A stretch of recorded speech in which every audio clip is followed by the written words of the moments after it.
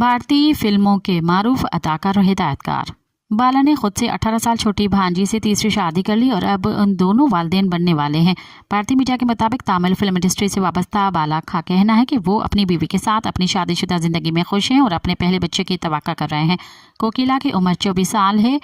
Bad boy से मशहूर अदाकार ने कहा कि जो लोग उनसे जलते हैं उनके पास गाड़ी है और ना ही घर।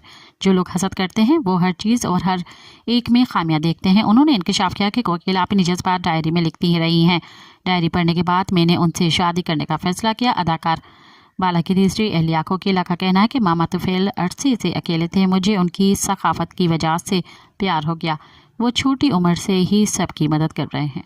मज़ीद ख़बरनि ऐं तफ़सीलात लाइ विज़िट कयो असांजी वेबसाइट www.awamiNewsHD.com ऐं ॾिसंदा रहो अवामी न्यूज़ HD।